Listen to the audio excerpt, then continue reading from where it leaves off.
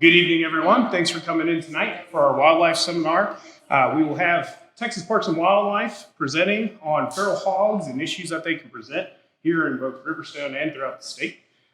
This is going to be an educational seminar. We will allow Q&A at the end of the session, so please just refrain for your questions at the end of the meeting. If you have anything else you need, feel free to reach out to myself. My name is Ryan. I'm the Community Relations Director. So if you have anything else, feel free, and I'll have business cards available for you at the end, okay? And John?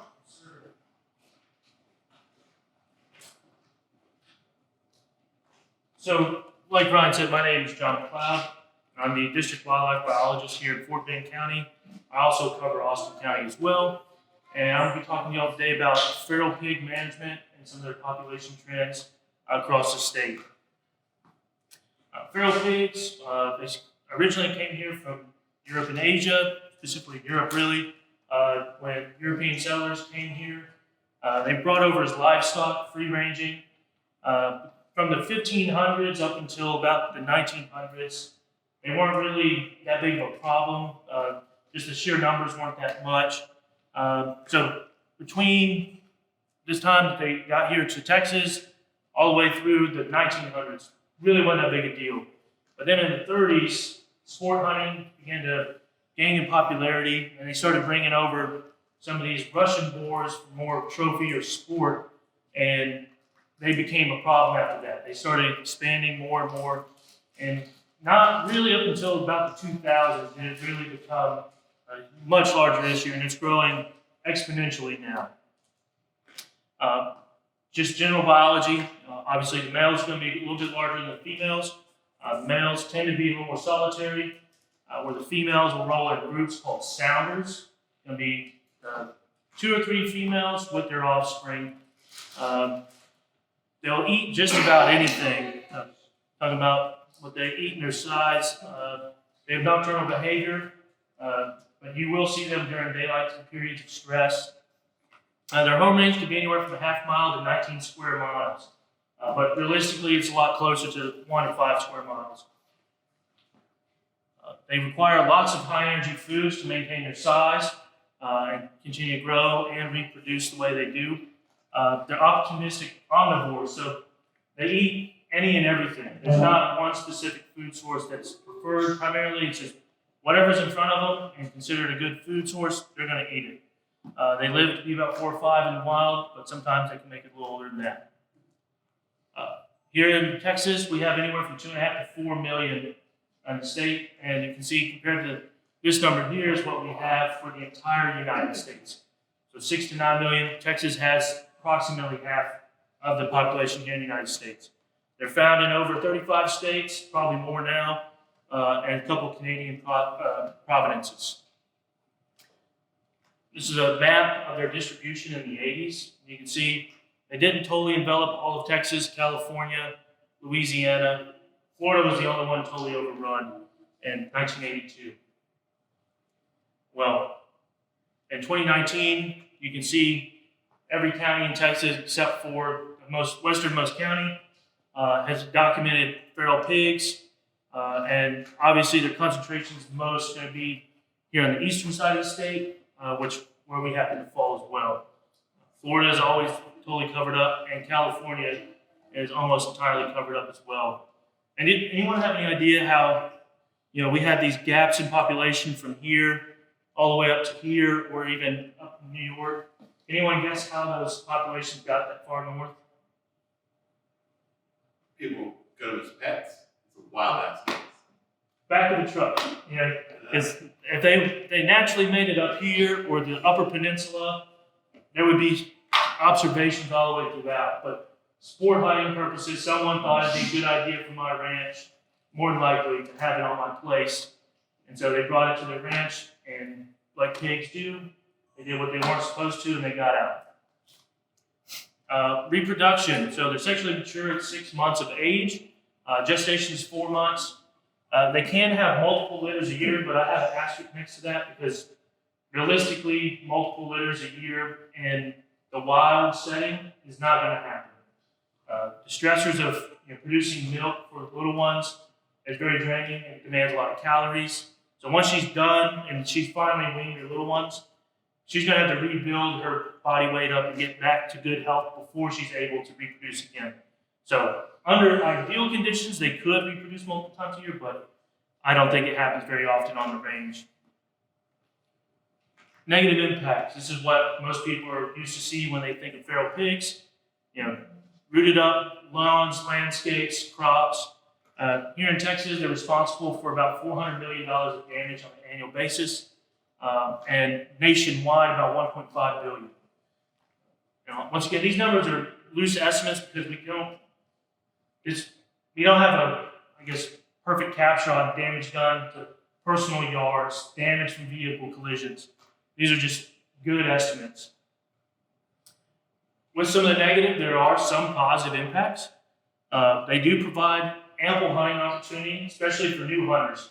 They don't have that same Bambi appeal, or appeal that some of the younger shooters may have. They're not as cute or furry. So introducing a new hunter to the sport of hunting using feral pigs is fairly ideal. There's no season or bag limit, so you can easily get people out there year-round. And it does contribute tons of money to the hunting industry as a whole for the state. So there are some silver linings to the negative, but back to the negative. So through their habits and the way that they live their lives, they depredate on invertebrates, young mammals, the birds, reptiles, amphibians, because they'll eat whatever's in front of them and whatever's available. Because they do this rooting and rolling around, they're going to create erosion, especially in our riparian areas. And areas where they spend a lot of time, they're also going to defecate. So that defecation is going to increase the fecal load or bacteria load in our waterways, reducing water quality. So now you have silt, particulates going downstream with fecal matter, degrading water quality. And then on top of that, when they have these freshly disturbed areas, they're prime for exotic and invasive plant life to introduce itself, like the Chinese tallow here. This is one of my least favorite plants on the landscape. I absolutely hate Chinese tallow, and they tend to pop up in a lot of rooted places or other exotic plants like basil grass or common early invaders. Diseases. These guys carry a lot of diseases that can be transferred to not only us, but to your pets or your livestock if you happen to have livestock. I'm not going to go through and list all of them, but you can see there's quite a list there. Here's some more, and here's some that can go to livestock, wildlife, and other animals as well. Not good stuff. I'm not a doctor. I just know I don't want anything on that list infecting me. If you are processing one, from whether it's incidental take, hunting, whatever it may be, use protective equipment. They have a lot of illnesses that can be transferred not only through consuming the raw material, but also getting in a cut or an abrasion. So, cover yourself, wear gloves, long sleeve. It says to remove the ticks. I've never taken the time to pull the ticks off. Just get the skin off as fast as you can. As far as laws and regulations, with Texas Parks and Wildlife, because we view these as exotic, non-game animal, there's no law that states you have to have a hunting license to hunt them. You don't have to have any permits, nothing. So as long as you're on private property, you have free game to persecute these guys, whatever means necessary. And to hunt, like I said, to hunt, shoot, trap, you don't need any hunting license on private property. On public land, like the national forest, you need a hunting license because the game warden needs to know why you're there. So a hunting license is basically your pass there. Disclaimer with feral pigs is that essentially, as smart and adaptive as they are, and where they tend to live and how hard they are to get rid of, essentially not much can be done to totally remove them from the landscape. You can make living here with you as uncomfortable as possible through persecution, but until we create some miracle that can totally wipe them out, I don't think there's any way we can totally remove them from the landscape. We can reduce their numbers, we can make it uncomfortable to be here, but we're probably going to be cohabitating with feral pigs for the remainder of our existence here in Texas. There is no silver bullet. There's no, we start, running traps and they totally disappear, or you spray this out and they die. It just doesn't work like that, unfortunately. But what is being done, since this is a mountain that seems unclimbable, the state and the federal government has poured a lot of money into this.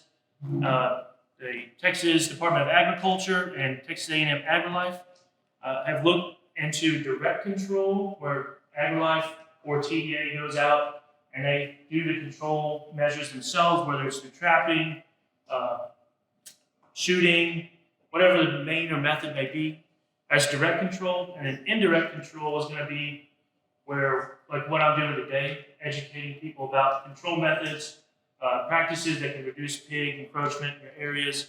That's indirect control. So with direct control, in the first phase of testing, they had 48 people on about 250,000 acres. They removed about 3,800 pigs. And the cost-benefit ratio for removing those pigs on the money spent was about, for every dollar spent, they saved $6.20 in damage, which is somewhat of a low return, but it's still a positive return. And that's with the direct control method in the first phase. So they're just now learning how to do it, they're trying new methods they've never done before. And in the first phase, they also tried the indirect control. And with the indirect control, they had about 5,200 people just like y'all who are here learning. The cooperators adopted about 3 practices per property. They spent, or TDA or AgriLife has spent about $150,000. And you see the cost benefit was a little bit higher. They saved $20 in damage for every dollar spent for control. So obviously it's a little more cost effective for landowners who have the time to do the control themselves on their property versus paying someone like me to drive out to your place and then drive to someone else's, because you're there more commonly, more frequently, so you can do more.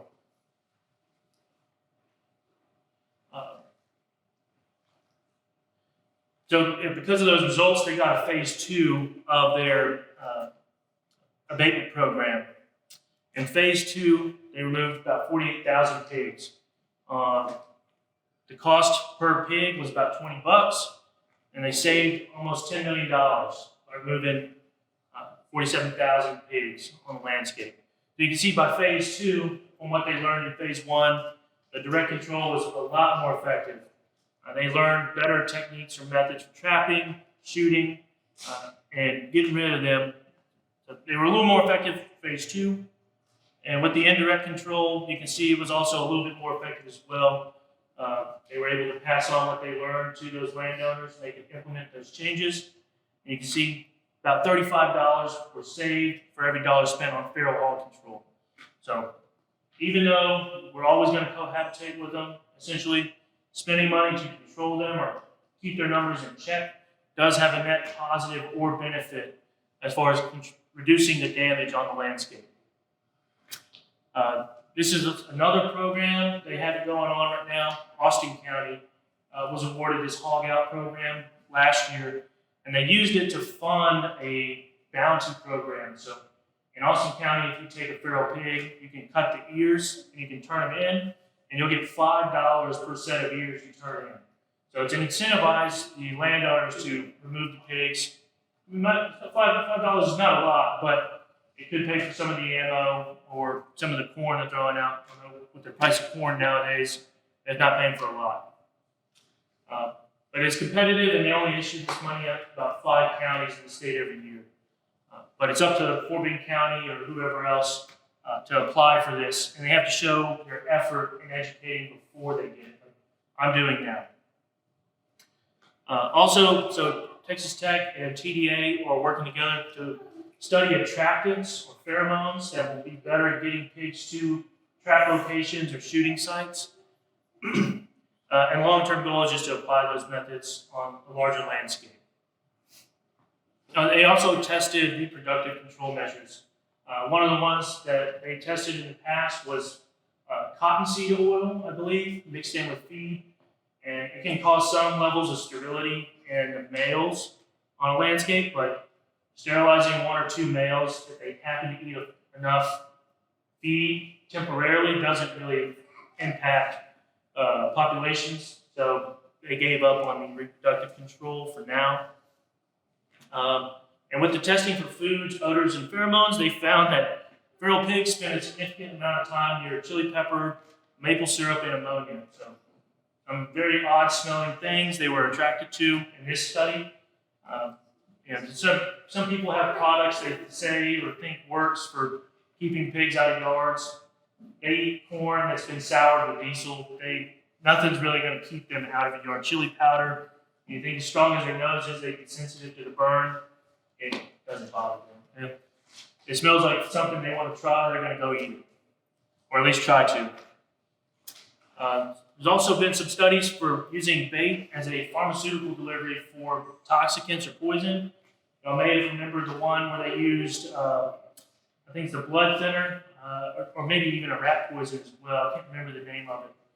But it would dye the pig meat blue if they consumed it. But it was thrown out because the concern was if a hunter shot a pig and consumed that, and the meat had not been dyed, the hunter could, I think it was warfarin, that's what it was. A hunter could be given a dose of warfarin from consuming that pig. So they decided to throw that out, or even feral animals like coyotes, raccoons, or even vultures. So they got rid of that, and they're looking at another one now. A&M Kingsville is also looking at the chemical attractants, just like Texas Tech was. And then they're also looking at fencing to see which works better.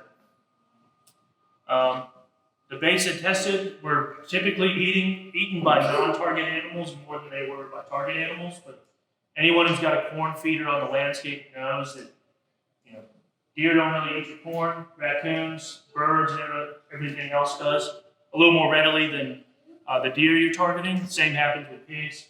You're trying to get them to a bait site. Other things tend to eat the bait. Strawberry flavor was found to be the most attractive one on this study that didn't attract as many non-target animals. So if you do decide to do some baiting and trapping, maybe using some strawberry to get those animals nearby, it's going to work good. And then also they tested 2-strand electric wire to reduce the amount of incursions into croplands, and it worked pretty good, as you can see, about 88% effective. The most promising thing we have on the landscape right now, it's not available yet, we're still testing and evaluating it here in America, is going to be sodium nitrite. Sodium nitrite, commonly used in our food for preservation, bacon, bologna, hot dogs, which is kind of ironic. Same thing that makes bacon.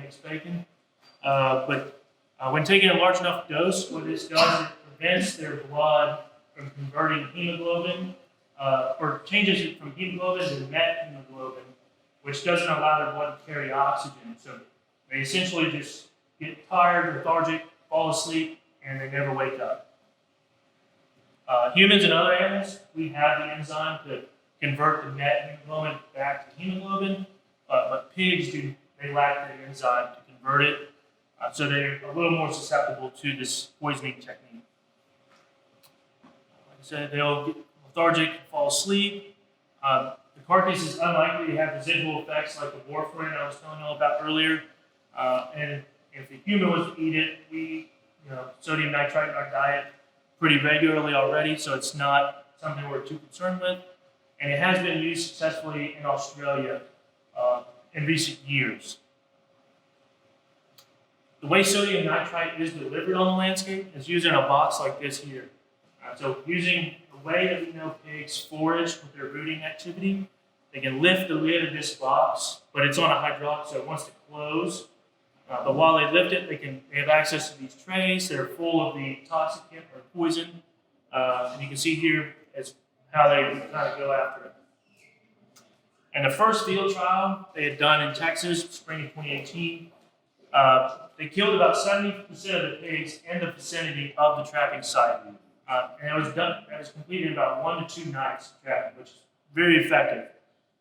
The big problem was they also killed 171 songbirds and 8 raccoons, which, if you think this was spread out on the landscape at a large scale, that would have a very negative impact on songbird populations. So something had to be done about this. In Australia, they tested it out before it was broadly available, and they incorporated changes to the box, design, the way the bait was shaped and formed, and the strategy in which it was put out, and they had a 90% pig mortality rate in the vicinity of this trap. No non-targets accessed the box, and only 3 crows died. Much more effective, but Australia is a whole other world compared to what we have here. Then they went and decided to test in Alabama. And Alabama, they incorporated the changes they learned in Texas and Australia. And you can see the pig mortality went up from what Texas was, so they're up to about 76% now in the vicinity. And no bird mortalities, just 2 possums, which I would consider acceptable loss for the net positive of getting rid of that many pigs. Then back to Texas, and I guess we just have hungrier birds or more birds in Alabama. Changes that were incorporated in Australia and Alabama were the same, but we had about 80% pig mortality, but 34 songbirds died along with that box. So, and all of this was done where in the morning before sunrise, the researchers would go out to the bait site and they would hand collect the sodium nitrite pellets or kibble that was left over. The pigs are sloppy eaters. Whatever spilled out of their mouth onto the ground was hand collected. So these fine sand-sized granules were getting picked up by songbirds and they were still dying. That was not a real good thing. So it's something they had to figure out. And this guy here is about how they figured it out. Using this little air-up balloon on a solar panel. So when the sun rises and the sun hits that solar panel, it activates this little fan, this little balloon guy, and birds are deterred. Simplest solution sometimes. With these new changes, they tried trapping again. With 10 bait stations in one night, they killed 140 pigs. That's pretty significant numbers. Can you imagine 140 pigs being removed? So 91% of the pigs in the area were dead in one night. No birds were observed dead at the sites, and no non-target animals died. So the deterrent seems to be working, and methods are improving. They tried it again in 2021 with 12 bait sites. Over 5 nights, they killed 100 plus pigs. No non-targets accessed the box, and no birds were observed dead. So they're getting it figured out. They're dealing with the problems, and this is on the horizon. This is coming hopefully soon, as long as we can get EPA approval. Now, this is all being researched by Texas Parks and Wildlife, the USDA, Alabama, and another country. So hopefully with all our research and what we've learned, we can get this approved. But once it goes to the EPA, it's going to be a 2-year process. So even though this is great and promising, it's still a ways out. I just wanted to inform y'all of the hope. Hopefully this is there in the future and we can use this one day. Back to some of the practices that we can actually put on the landscape today. Our trapping. Trapping is probably going to be what I would consider the most effective method for removing pigs from a landscape. With traps, you have these different types: box, corral, remote operated snares, and a newer one called a pig brig. And I'll show you examples of all of those. But with trapping, the most important thing is going to be pre-baiting.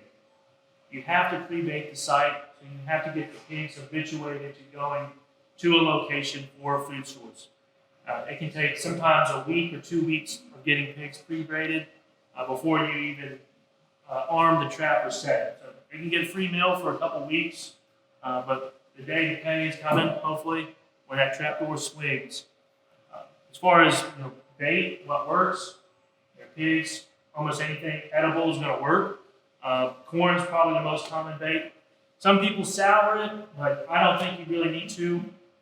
People sometimes do it because they want to prevent deer from getting into it.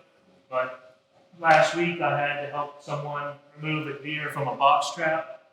It had soured corn in it from diesel, and the deer was eating diesel corn. So to me, just put corn out, save your money, whatever's cheapest, it's going to work. My problem with box traps, like I said, I had to help that landowner not too long ago get a deer out of this, is there's a lid on this. So if the deer gets trapped in a normal trap, he can just jump out, no big deal. In a box trap, he jumps out, he's hitting his head on the top. So it's not going to be a fun day for the deer stuck in there or the person having to get the deer out. So box traps do work. They've educated more pigs than they've caught, and they don't catch the whole group. There could be a group of 20 or 30, but only 3 get in that trap. You just taught 17 what not to do. So box traps, they can work, but I prefer to see other people use other methods. This is the newest one on the landscape. I've had some landowners in Freedom, just up the river from here. He put one out, and the first time he ran his trap on his property, he captured 51 pigs in one night. And the way it works is that it utilizes their rooting behavior, and so basically a one-way funnel or minnow trap. You leave it up at the bottom where they can walk underneath it early on when you're pre-baiting. So they'll just walk underneath it, they'll get the corn and walk out. But over time, you get them used to it, and using a camera, you learn that at 20 or 30 you're coming here at night. Then you lower this where their backs are dragging on it, but they still can walk out. It's still not all the way down. And after they've gotten used to that, you drop it where it's all the way on the ground and set. And they walk underneath, they lift up the net to get out. But the way it's set, they can't lift it up on the way out. And since they kind of see a feeding frenzy of more pigs in there than out, pigs kind of start rushing in to get more food because they think there's a lot of food in there, and they just get piled in. Sometimes as many as 60 pigs if they're trapped in one night. So these are a good trap, and they work well, and they're fairly cost effective for traps. Some of these remote operated ones can be $5 or $6 grand. This one's anywhere from I think $1,800 to $2,500. And another benefit of this is it's very mobile. Just some T-post and some net wire or net rope. Corral trap, this is probably the most common one I see on the landscape today. It can be put up using just some simple cattle panel and T-post and some mechanism for a door. While you're pre-baiting, you would leave that door open all the way and unset. Actually, you would try to even pin it open where it couldn't close. But if it happens to close by accident and you only have 2 or 3 pigs in there, you just educated that whole sounder and they'll never go on one of those. Pin it open if you are running one of these. Pre-bait, pre-bait, pre-bait. That's the point I want to drive home. If any of y'all end up running a trap, pre-baiting is your most important aspect for setting this. The problem with corral traps, though, that aren't remote operated or like the other device that allows more animals to come in and even after it's set, is once that door closes, nothing else can get in. And so if you don't capture the whole herd, and one pig could go in there once it's set, and he could set it off, or 100 could go in there and they could set it off. But it's up to the pig and chance when that door closes, when they step on the trigger to make it close. The solution to that is going to be the remote operated. You can either get the gate or just the entire trap. It's remote operated. These are great because you decide when the time to drop the hammer on is. You can wait until all the pigs are underneath the trap or in the trap, and you can drop it. The issue with this is that you're going to be getting notifications on your phone that pigs are in the trap at 2, 3 o'clock in the morning. And I don't like being waking up at that time. But if it's a way to remove pigs, it can be a good thing. So this is an option and it works very well, but you are going to be waking up at 2 or 3 in the morning with notification pigs in the trap. Another method, it could potentially work well for a subdivision as well. Just like trapping would work well, it's going to be dogs. The concern with dogs is going to be just landowner consent or landowner optics. You have some people or constituents in the subdivision who may be opposed to running dogs, or they don't want dogs running through their yard. But dogs can work. They're not going to reduce the numbers per se, but they are going to be persecuting the pigs to the point where being here costs more time and energy, and it's a little more stressful than the neighboring place. So we're just not going to be here. And so over time, pigs are smart. They learn where the free ground is and the one that has a cost to it is. So you make it where being here is not very comfortable, even if they're not being killed or trapped. They're not going to be here. They don't like being bothered. They don't like being chased, run by dogs. I don't like being chased by dogs either. The method that works on a rural landscape, I don't think I'd recommend it for a subdivision though, is aerial gunning. It's very efficient. It works very well, especially in areas where the canopy is open. In Lavaca County, In 2011, a group of landowners got together and they removed up to 30 pigs in 1 hour from the helicopter. So it's fast, it's effective, and it's pretty fun too. Nothing like flying around shooting pigs from the air. But another method, I don't think this would also work for a subdivision unless archery was somehow acceptable here, is shoot on site. Shoot on site, once again, your total reduction or numbers aren't going to be very high, but that persecution and being uncomfortable being here is going to be higher. So it just makes it where being here is not fun. Things are getting thrown at us or shot at us. I'm going to go somewhere else. This can work very well in the rural landscape, in the urban landscape like we have here. It could have a place with, like I said, archery equipment, but that's up to subdivision and public optics once again. Fencing is an option. I've been told the subdivision does have some pretty extensive fencing in areas that they're allowed to and in areas they can. And I think it was the panel fencing that was put up. The good thing about panel fencing is permanent and it's low maintenance. But like AgriLife or A&M Kingsville looked up was the electric fence, the 2-strand wire. It works very well, but it's temporary and it's high maintenance. You have to keep plants off that wire so they don't pull ground on it and disconnect the voltage. So those are two options with fencing. Fencing doesn't keep pigs out all the way.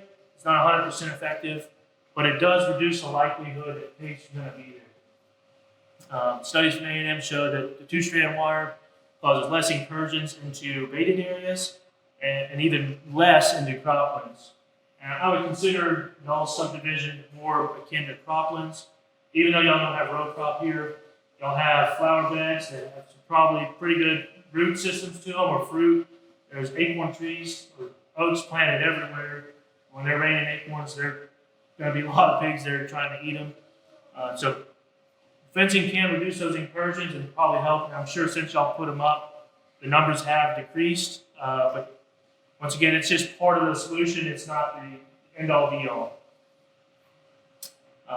When it comes to dispatching the pigs when they're in a trap, you don't have to dispatch them. They can be transported to specific locations. Used to, you could take them almost anywhere, but they passed a law in the 90s to reduce where pigs went and how their, disease could be spread. Now, feral pigs can only be taken to approved holding facilities. There's quite a few around us in our area. They can be taken to slaughter facilities as well, or hunting preserves. So sometimes you see those high fence properties or ranches, and where those properties are, some places are registered where they can actually release pigs on their property, and people come and pay to go shoot them on their place. I'm not a big fan of it, but there is still a chance for escape, even from a high fence ranch. They could dig under a creek, whatever it may be, blow down on a fence, them ending as fast as possible, as humanely as possible, the best way for a pig. And these holding facilities, sometimes they even pay per pound on the pig. I've heard recently sometimes people are fetching for a 100-pound pig 60 cents per pound. So depending on their weight ranges and size, you can actually recoup some money for your trapping effort taking pigs to these holding facilities when the markets are up. And they're sold typically to like New York and Europe, where feral pig is considered more of a quality food. As a hunter and someone who has consumed feral pig, I would say it's better quality than most store-bought pork. The table fare quality, when taken care of properly, is very, very good. But you do have to take special care with, eating them, because they do have the ability to have some of those illnesses that can transport or make their way to us. And that's it as far as what I have knowledge to be able to give y'all. This is my information. If anyone ever has questions or wants to contact me about something, I'm a resource that's available to the general public constantly. So email me. This is my cell phone, and so you can text me or call. And as long as it's during my working hours, I will take care of it as fast as I can. Now I guess we'll open the floor up for questions. Yes, sir. question for you, John. Given a very urban development like Riverstone and our proximity on one end to the Brasses, right? Where do these guys sleep and stuff during the day? Since they're not traveling too many miles in a day, right? To travel. So I would think we kind of know where they were, kind of hanging out, right? It depends on the sounder. So some like on their when you go back to their home range size, it can be like square miles in size. And, you know, more than likely they're going to be bedding down or sleeping in those riparian areas or those low-lying areas. They're obviously not sleeping in those yards. But I would say in these green belts, especially closer to the brasses, you get a little more wildscape. Areas that, you know, when you look at it and you think, I don't want to go walking there, that's probably where the pigs are. But don't they like mud, right? So I was thinking you'd be trying to be hanging around the lid area. So Yeah. my thought was if you kind of track them with dogs or whatever, track them at night, you kind of say, here's where they're at. And you could possibly eradicate at daylight rather than Yeah, and nighttime. that is a I don't know if possibility. he's a non-hog guy talking, it And makes no sense. so that thought or that idea has actually been approved in Oklahoma. They have a thing called the Judas Pig Project, where you can capture a pig alive, attach a GPS collar to it, and release it. And it's not legal to do here in Texas, but in Oklahoma it is. And the Judas pig will tell you where all the other pigs are, because he goes back, you have GPS coordinates on where he is. And so if you have professional shooters, they can go in there and dispatch them, and they have, as long as you don't shoot the Judas, you constantly know where they're at. Very fitting name, but it is a good idea. The problem is just without that GPS, there's a plethora of areas they could be here, and I personally don't want to go stomping through where they potentially could, just because ticks, you know, the scratchies, the nasties, and I'm sure copious amounts of mud and water. But that Judas pig would be a great thing if it was a legal mean for sure. Any other questions? And it doesn't have to be feral pig related, it can be wildlife as well. Yes, sir. Another question. I heard the city of Sugar Land had an active program to trap feral hogs ongoing for this year or maybe part of last year. How successful has that been? What are they really doing? So I don't know how successful they've been. I've talked to some of the people who are involved with that program, and their biggest problem is the permission on where they can run the traps. So, you know, Center Point, they have a right of way that would be pretty good for having a trap location, but because of landowner rules, they can't discharge a firearm there where the trap is, and it's not accessible to a truck and trailer to offload those pigs onto a trailer.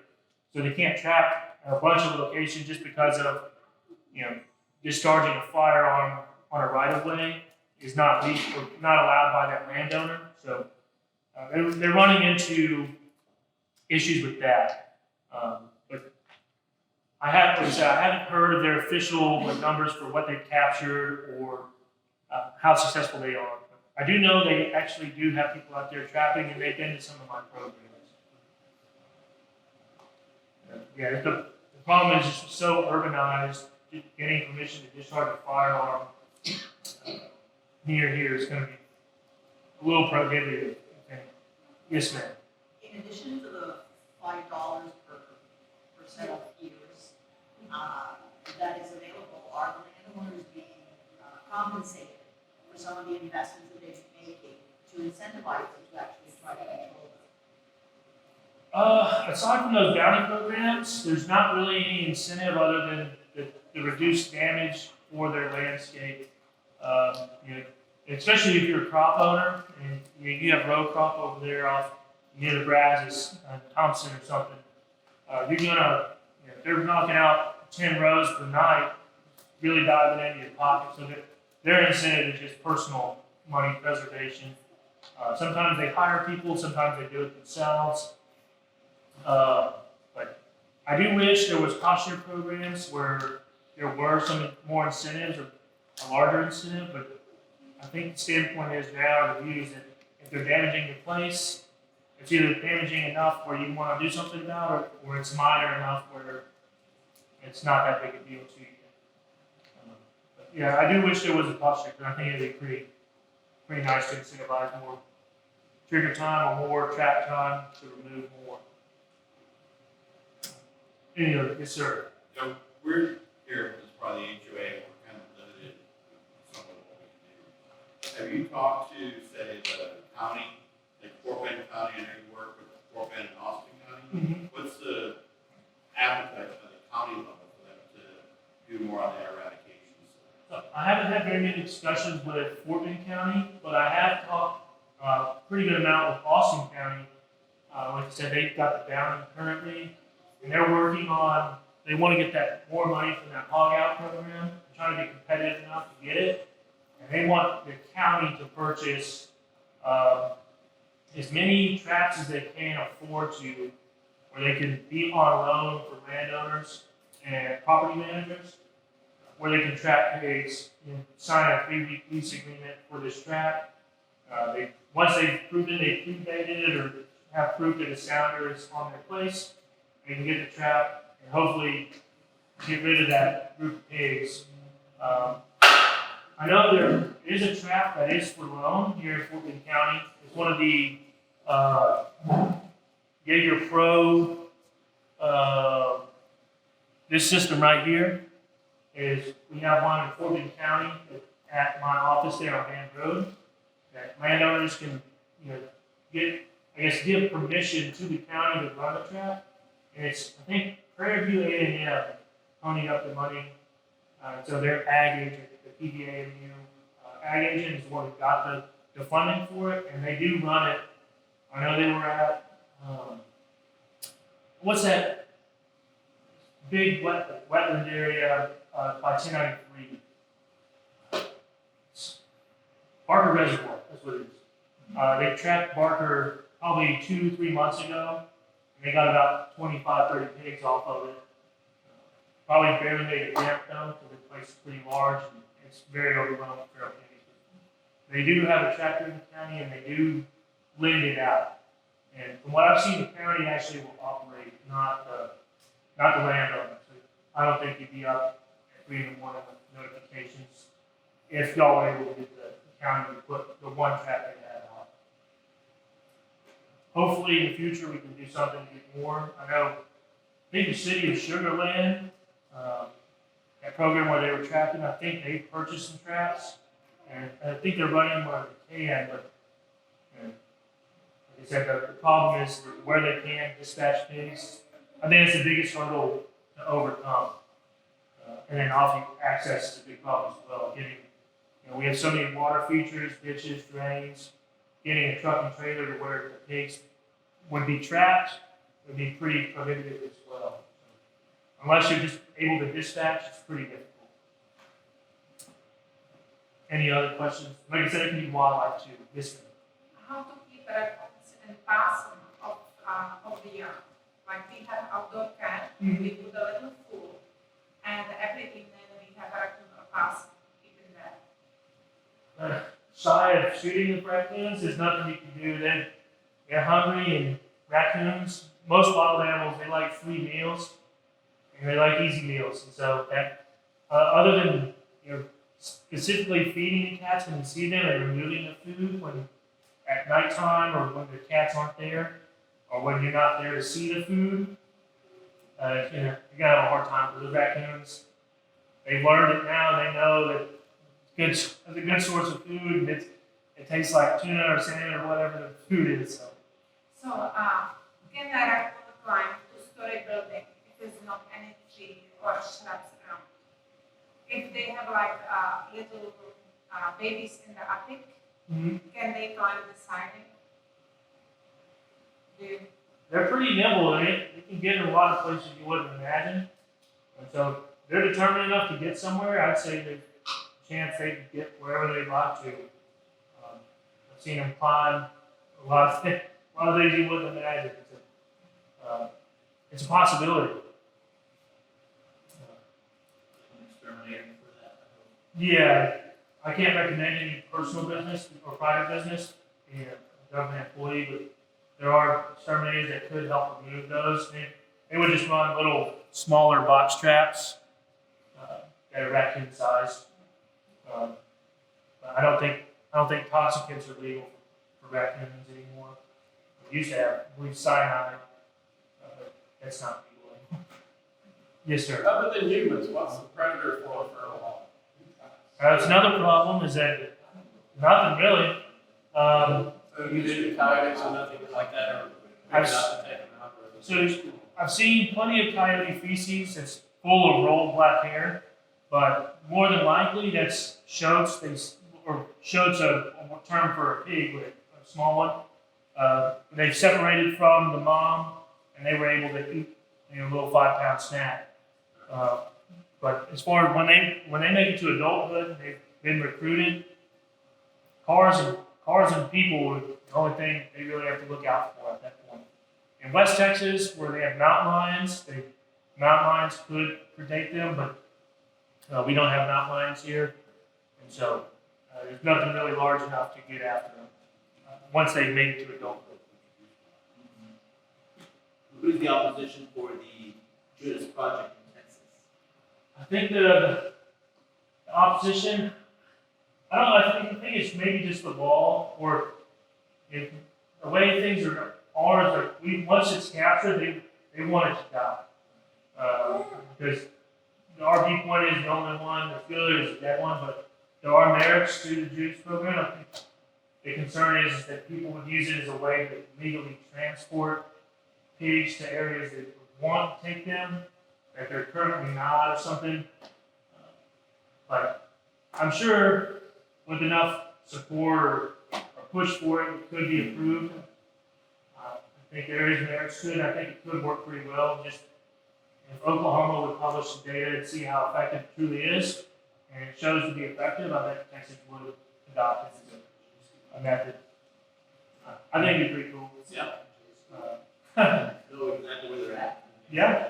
Or you would know where to push a trap, or where to, if you had hired shooters that were sharpshooters, you could send them to a directed area without, I guess, wasting time or resources.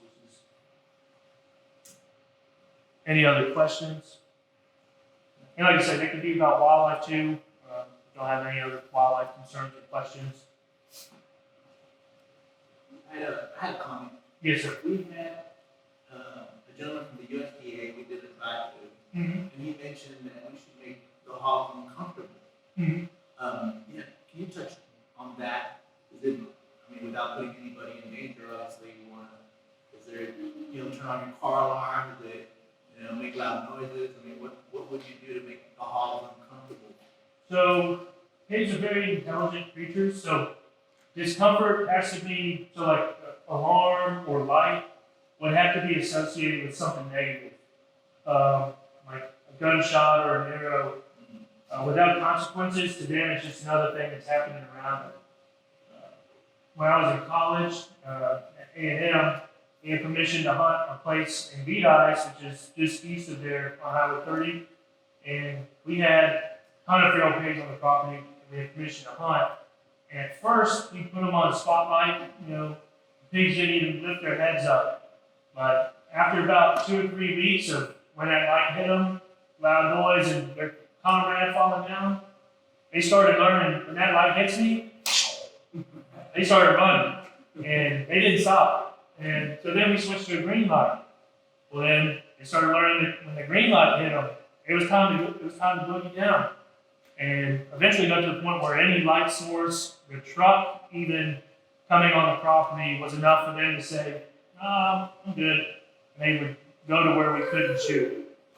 Or they would go to the tree line where they weren't visible at night. So we got to the point where with enough persecution or discomfort, the pasture ground was not habitable anymore. They decided that they didn't want to be there, especially when the truck was showing up, and they would either be in the wood line or the neighbor's place where they didn't get shot.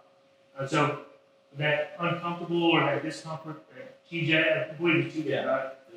TJ talking about is just, it has to be associated with something negative. Even if you got a good arm and a baseball, throwing or hitting one if they're close enough, you have to worry about, maybe personal injury yourself.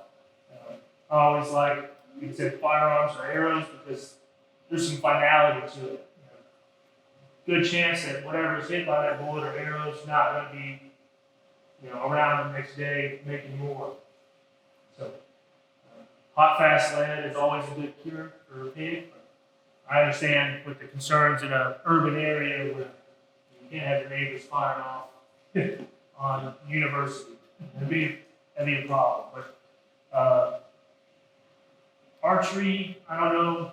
It's up to the HOA, and I don't know if even city ordinances for discharging archery equipment, if it's a city or incorporated area.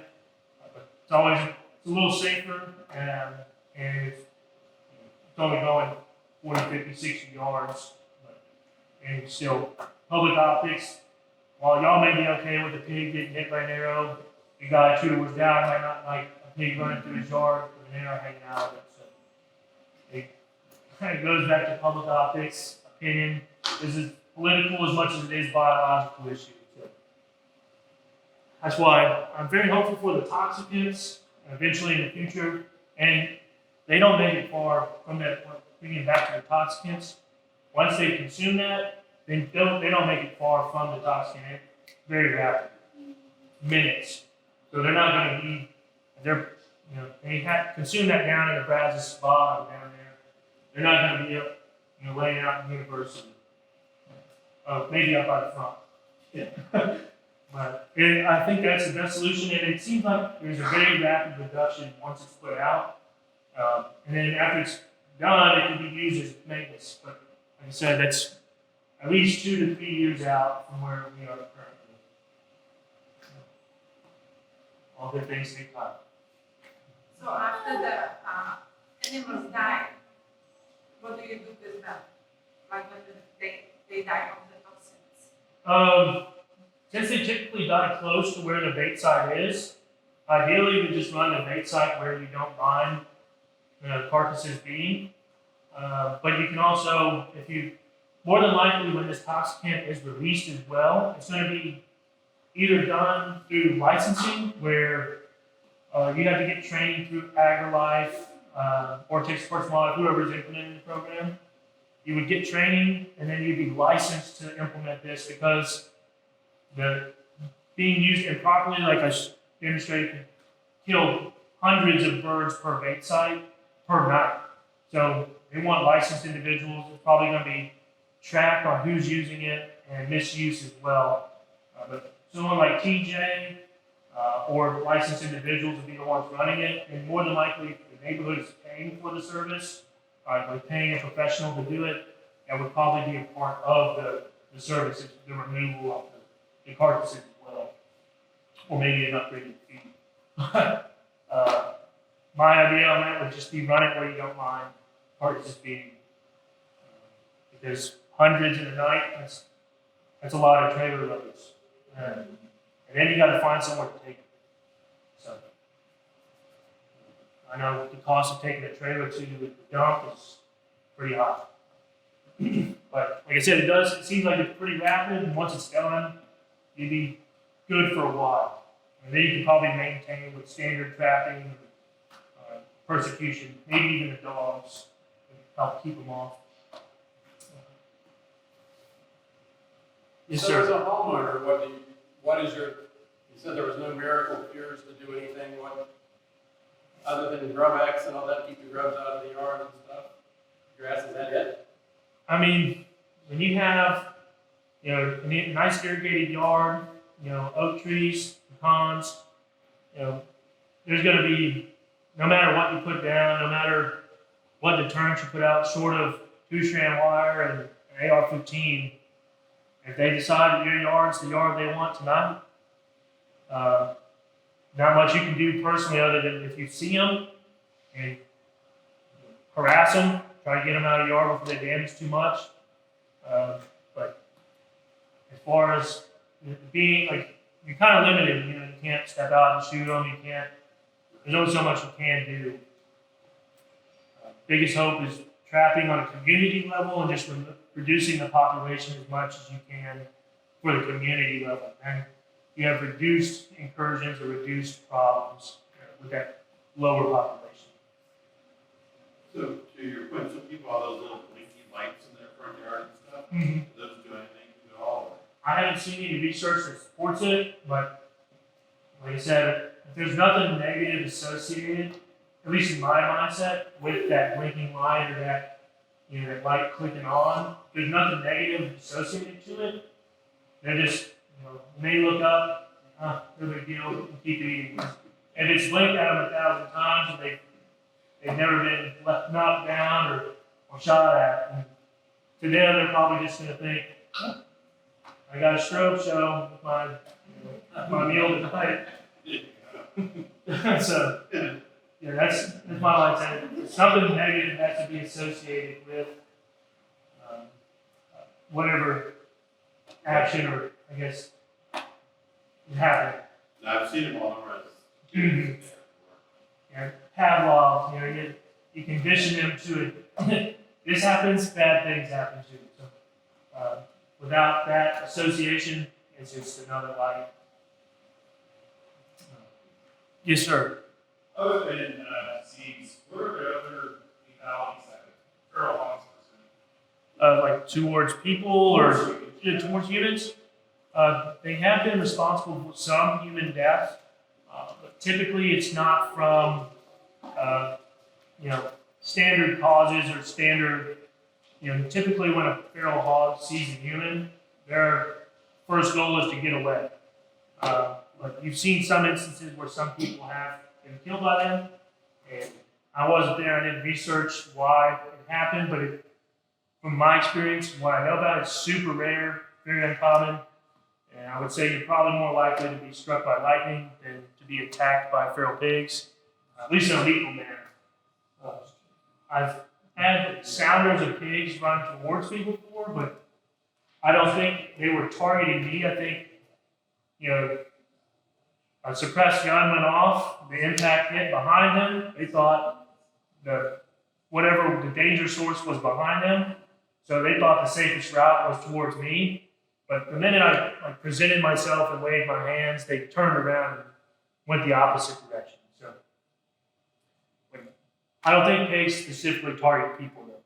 I think in general humans are safe. If I do see a sounder pig zone, I'm not armed or have something lethal or a clear escape path, I don't think I'm going to go hang out with them in the front yard either. Maybe throw something from the porch and go back inside, but I don't think I would spend much time up in the front yard. Just one last thing. Mhm. In the event that residents do see feral pigs within the community, what's the best entity they should be reporting? Should it be game warden? Should it be wildlife? I would, as far as I would probably say the county, animal control, or maybe even local leaders to complain. That way, maybe they get enough complaints in their office or their desk, they may start applying or pushing more for these programs that help with feral hog abatement and reduce their numbers. I'm one biologist for 2 counties, so there's not anything I can personally do to remove or assist other than these educational or outreach programs. When it comes to reporting, even the game wardens, typically they're so overwhelmed with alligator phone calls, complaints about someone fishing their backyard, other things. Game wardens don't have time to deal with the standard issues like that. So I would say I would contact the county and let your concerns be heard. Maybe even local reps, and make it know that it's a problem. You want some funding for these solutions. I don't want to. I hate to say it, but also the HOA. The more you guys know about these problems, and I think y'all do. You'll have me here today, so y'all do want a solution. But just let the people who can't make these decisions or choices know that you have problems and you want a solution for these issues. Yes, sir. Gators. Mm-hmm. In my neighborhood, there's a lot of lakes. Mm-hmm. University, that's years. Mm-hmm. Probably saw 10 feet here in the Congo here last summer. Yes, sir. Where are they coming from? 'Cause I know they're not stalking gators. No, they're pretty mobile creatures. Like I've seen them. I live in the Fulcher area, and I've seen them dead from trying to cross 1093. Are they just like migrating? Mm-hmm. Gators? Yeah, they're looking for their own territory, their own ground. You know, the dominant males, like that 10-foot male, would extirpate any smaller alligator that's a male that's competing for his resources and his ladies. He's going to extirpate them and make him get out of his pond, or he's going to eat them. Because gators don't like competition. If you're smaller than him, he's going to boot you out. And so these little, especially you predominantly see smaller ones making it to these new ponds that previously hadn't had gator problems in the past. And so as their population continues to grow and expand, we're going to see them come further and further from the Brazos into these new pockets of water. You know, a lot of times they're pretty good habitat. You know, they got good shade trees, they got full sunlight in some areas, good banks, plenty of fish, plenty of food resources. I'm just curious because in my neighborhood, some of these ponds are surrounded by houses and they go forest and grass and Mm-hmm. Yeah, they'll cross streets.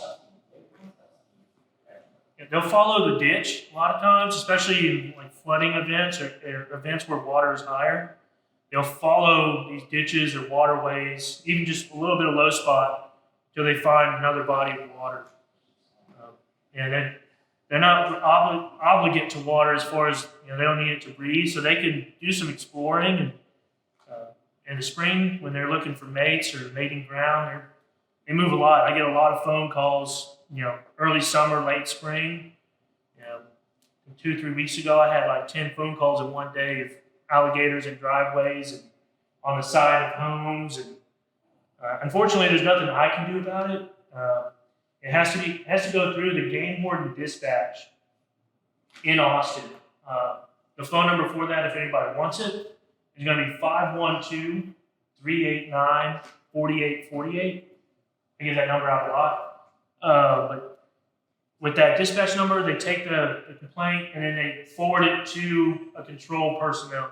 Ryan has dealt with them before, where they come out and they handle problem alligators. But they don't just remove any alligator that is on any place. It has to be habituated to people or a problem or safety concern. So if it's just a 6-foot alligator in a pond, is minding its own business, they're native, they do belong, as long as he's not a problem. But if he's swimming up to fishermen while they're fishing, or it seems like he's being fed by people, that's when the state wants them removed. Because then once they learn that humans are food source and we're throwing things out for them, or they're pulling fish off our string, or you're catching them, they can become a problem, because then they start associating us with food, and that could lead to bites or attacks.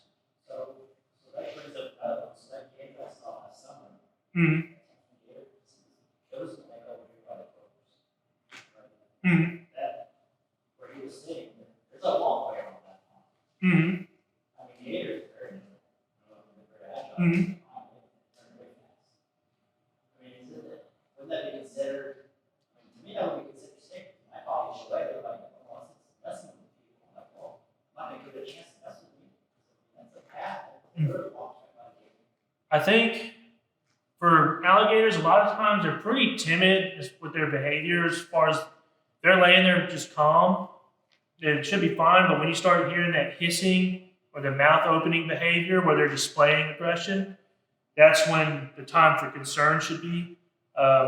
In Texas, I only know of a couple of recorded alligator attacks, and typically it was from, you know, the drunk Florida man, you know, scenario where he was harassing one on a golf course, or, you know, on a patio somewhere where he had too much to drink. But it can be a concern, and you can always call that dispatch number, and they get enough complaints about it. A lot of times they still will send someone to remove it anyways. But yeah, It's the 512-389-4848. Yeah. Mm. Yeah, it's the best resource because I get the calls a lot. Even the sheriff department calls me and I tell them, unfortunately I can't come out there and remove it. Game wardens have to go through training to even be allowed to do it. So, yes, sir. Anyone else? Oh, yeah. Thank y'all so much for having me.